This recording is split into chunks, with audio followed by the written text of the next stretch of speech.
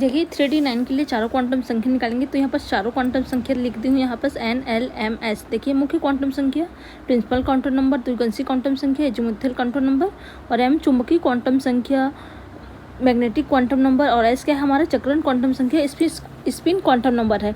तो सबसे पहले जो 3D9 दिया है ना, इसमें क्या होता है, जो सामने में जो संख्या दी है N, एक है मुख्य क्वांटम संख्या का मान रहता है, N क्या है मुख्य क्वांटम संख्या का मान है।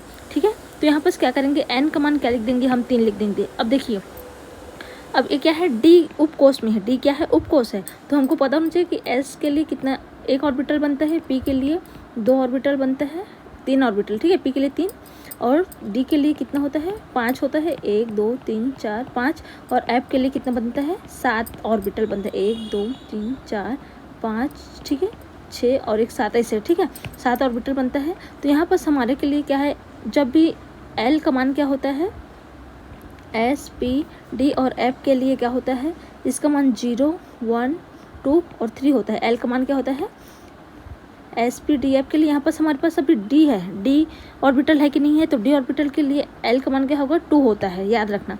अगर मान लीजिए यहाँ पर क्या रहता, L का मान अगर P कक्षक रहता तो L का मान हम क्या रखते हैं 1 रखते, तो यहाँ पर D है तो L का मान क्या होगा 2 होगा, ठीक है।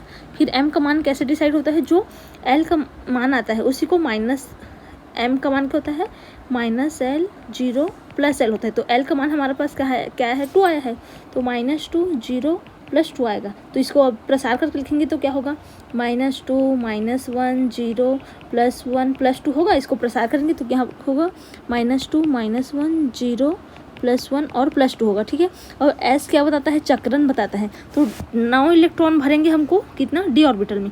देखिए यहाँ पर D के लिए 5 ऑर्बिटल बनाएंगे, 3 4 और ये 5 ऑर्बिटल, इसमें 9 इलेक्ट्रॉन भरना है, तो 1 इलेक्ट्रॉन 2 इलेक्ट्रॉन 3 4 5, पहले सिंगल होता है फिर डबल, तो कितना होगा 5 6 7 8 9, 9वां इलेक्ट्रॉन क्या है नीचे की ओर है।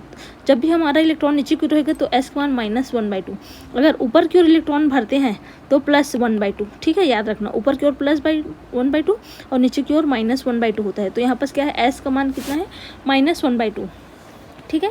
और देखिए जो यहाँ पर हमने M का मान लिखा है, M का मान क्या है -2 -1 0 फिर +1 +2, यही जो ऑर्बिटल है ना यही है। देखिए हमारा 9वें वाला इलेक्ट्रॉन के लिए ये क्या है +1 में आ रहा है, ठीक है, जो क्या है +1 में आ रहा है। तो यहाँ पर हम इतना मान ना लिख के डायरेक्ट यहाँ पर क्या लिख सकते हैं, इसका मान जो है M का मान +1 भी लिख सकते हैं, ठीक है। तो ये हमारा क्या रहेगा 3D9 के लिए चारों क्वांटम संख्या का मान है। मान लीजिए इसमें हमको अगर 3D6 पूछ दिया या 3D5 पूछ दिया, तो 5वां इलेक्ट्रॉन के लिए क्या है, बाकी सब तो सेम रहेगा, लेकिन हमारा चौथा क्वांटम संख्या हमेशा क्या है, किन्हीं भी 2 इलेक्ट्रॉनों के लिए चारों क्वांटम संख्या समान नहीं होती। मतलब क्या है, जैसे देखिए हमारे पास मतलब 2 इलेक्ट्रॉन है इस तरीके से, तो क्या होगा हमेशा N L M सेम हो सकता है, लेकिन S का मान हमेशा क्या होगा -1/2, एक के लिए तो एक बार +1/2, क्योंकि इलेक्ट्रॉन क्या है एक बार ऊपर बढ़ाता है एक बार नीचे हो रहता है, ठीक है। तो हमारे 3D5 के लिए क्या होगा, S का मान यहाँ पास +1/2 आ जाएगा, क्योंकि 5वां इलेक्ट्रॉन क्या है ऊपर की ओर है ना, जो इसका चक्रण क्या है ऊपर की ओर दिशा में है, तो 5वां के लिए क्या होगा S का मान +1/2, बाकी क्या है सेम रहेगा। तो इस तरीके से निकालते हैं।